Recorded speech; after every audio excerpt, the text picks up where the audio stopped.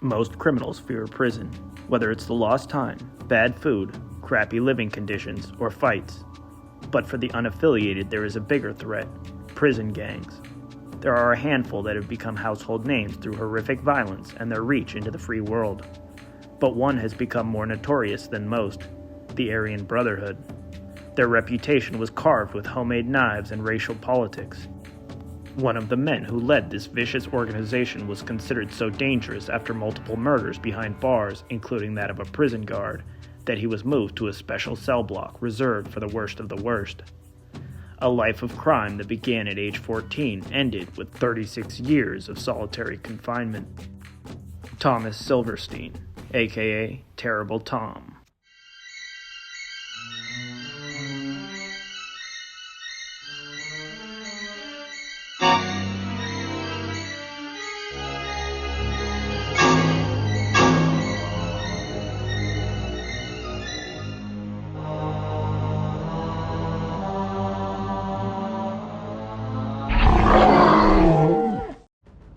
The man who would become one of the most feared prison inmates of all time was born in Long Beach, California on February 4, 1952.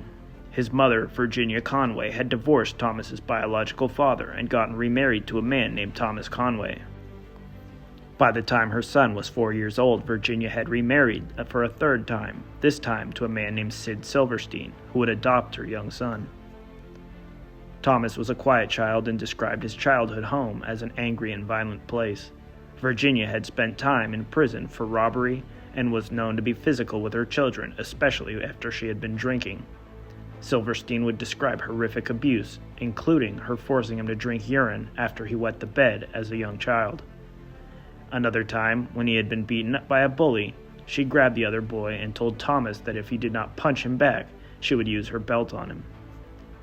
Unable to find an outlet for his rage towards his mother, Thomas once nearly strangled her pet chihuahua. In high school, he began to push back against the beatings, but this would often lead to his mother and her husband to tag team the boy, in at least one case leaving permanent scars. Thomas took the lessons of violence to heart, and at age 15 he got into a fight with a cop, which landed him his first trip to prison. As a juvenile, Silverstein was sent to the California Youth Authority, or, as it is nicknamed today, Gladiator School. This was in 1967, just as racial tensions in the prison system were reaching a boiling point. Silverstein would later tell how he saw immediately that to survive being incarcerated, a person had to fight. The prisoners who tried to stay out of the mix and just do their time often became targets. 4 years later, at age 19, Silverstein found himself at San Quentin. With the racial situation, the teenager was forced to group up with others like him. It was around this time that Thomas began to associate with the Aryan Brotherhood. After 4 years, when he was released, Thomas was ready to start his true criminal career.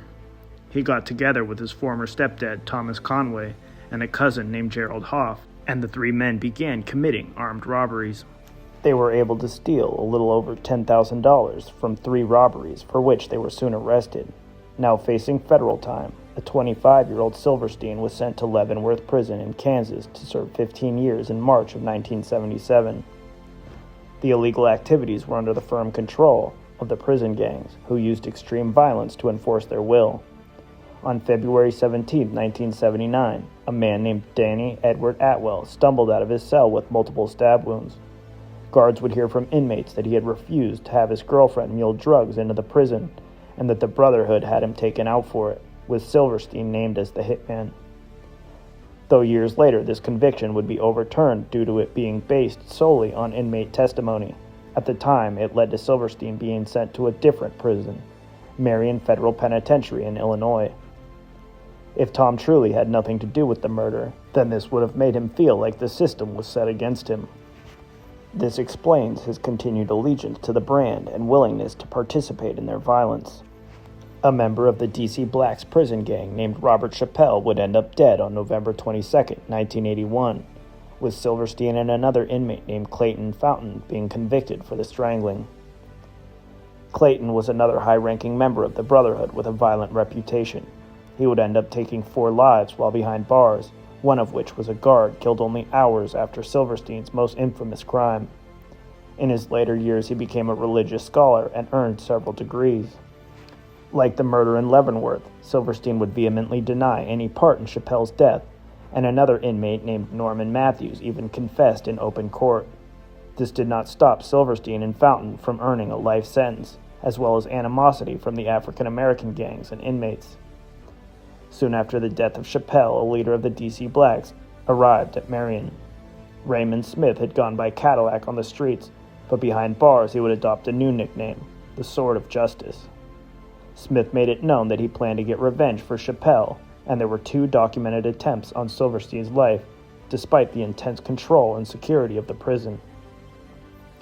Thomas tried to convince Smith that he was not to blame for Chappelle's death, but it was not effective. On September 27, 1982, Silverstein would once again team up with Clayton Fountain to neutralize the threat. With homemade knives, they would escape from an exercise pen and inflict 67 stab wounds on Smith. Then the 2 gangsters paraded the body around the cell house to show that they had no fear of the staff and to strike terror into the other inmates. The strife between the racial groups in the prison escalated after this brazen murder, and the guards saw Terrible Tom as a major catalyst for the tension. Since he had apparently been able to continue committing heinous acts of violence under the strictest controls, the guards began paying special attention to him. One of the officers tasked with controlling the gang leader was a 51-year-old man named Merle Klutz. There are multiple stories and reasons for why Tom wanted to attack the 19-year veteran. Some say that he had threatened to give Silverstein to his rivals, which would have been a death sentence, while others say it was because Klutz had taken his drawing pencils and destroyed his art. However, an investigation by the FBI cleared Klutz of any wrongdoing. Whatever the reason, Silverstein wanted to attack the guard and put a plan into action. On October 22, 1983, just over a year after the attack on Smith, Tom was being escorted back to his cell from a shower by Merle Klutz and 2 other guards. Stopping at a friend named Randy Gometz's cell, Tom rested his hands on the bars as he spoke to the other inmate. Gometz slipped him a cuff key and a knife, then Silverstein whirled around and attacked, stabbing the older man around 40 times. When he was done, Tom dropped the weapon and surrendered to the other guards. Marion Prison went on a hard lockdown which would last years, but this was not the last of the craziness regarding Silverstein. In 1987, Tom was locked down in the Atlanta Federal Penitentiary in Georgia. Remember the beginning of Scarface when Cuba sent a huge number of criminals to the U.S., including Tony Montana, in the film? Well, in reality, a lot of them continued committing crimes and were subsequently sent to U.S. prisons. The Cuban government agreed to take back a few thousand of their citizens, and 1,400 of those facing deportation were incarcerated in the Atlanta prison. They were not at all happy about being sent back to a failing nation, and so, without an alternate means of protest, they rioted and took over the prison on November 23, 1987. The rioters quickly took dozens of hostages and broke open cell doors and the gates that divided the different cell blocks. Interestingly, the prison pharmacist said that they did not raid his supplies, and that the hostages had been treated well. One inmate was shot during the takeover, but even the armed guards could not stop the detainees whose crimes ranged from arson to murder. One of the cells that was broken open was the small chamber where Thomas Silverstein had been housed since his last murder. He had only been allowed out for 1 hour of recreation a week, flanked by a 4-guard escort. Even the Cuban detainees knew that Silverstein was different from the other inmates and kept a close eye on him. Meanwhile, outside the prison, the gathered FBI and military personnel worried that he might become a leader of the inmates and rally them together. While the Cubans kept Silverstein under guard, he was still quite busy, as one report has him putting together a small glider powered with a weed-eater engine. These vehicles are sometimes referred to as ultralights, but this particular vehicle would never take flight. In regular radio communications, the negotiators made it clear that they wanted Silverstein out of the mix. Hoping to improve the chances of their demands being accepted, the Cuban detainees drugged the AB leader and murderer, then turned him over to authorities a few days before they surrendered. News of elite soldiers' arrival scared the rioters, and on December 4th they freed the last of their hostages and submitted to authorities. Silverstein was moved over to Leavenworth Prison, where he would spend the next 18 years. At first, he was kept only in his underwear and deprived of any belongings. The strict controls would be loosened once prison officials realized that it was harder to control him if he didn't have anything that they could take from him, such as his art materials. In 2005, the Kansas prison was designated as a medium security facility, and Tom was moved to his final destination, the ADX Supermax in Florence, Colorado. He spent his time under what is referred to as a no human contact status, with his only human interaction being when the guards slid a tray of food into his cell. The cell block that has been referred to as the Silverstein Suite has electronically activated doors that open for 1 hour a day to allow him into an exercise area. Otherwise, he is stuck in a small cell where the lights are never turned off and under constant video surveillance. Prison officials were open about the fact that this isolation was essentially a form of torture to keep other inmates in line. Prisoners who took the lives of guards had to be made an example of to discourage others from doing the same. During his 36 years in isolation, Silverstein continued his artwork and exchanged letters with people on the outside. One website even had a note that he would respond to requests for an autograph. While the isolation may have been cruel and unusual punishment, it did not cancel out the evil done by Tom, and so the idea of people seeking out his autograph gives me the creeps. I can certainly understand wanting to get some insight on his mindset, but not an autograph like he was some sort of rock star.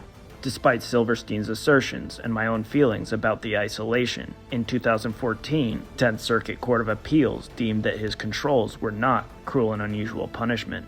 Silverstein himself would write that the solitary confinement was a slow, constant peeling of the skin, stripping of the flesh, the nerve-wracking sound of water dripping from a leaky faucet in the still of the night while you're trying to sleep. Drip, drip, drip. The minutes, hours, days, weeks, months, years constantly drip away with no end or relief in sight. Silverstein would pass away on May 11th after complications resulting from open-heart surgery at the age of 67.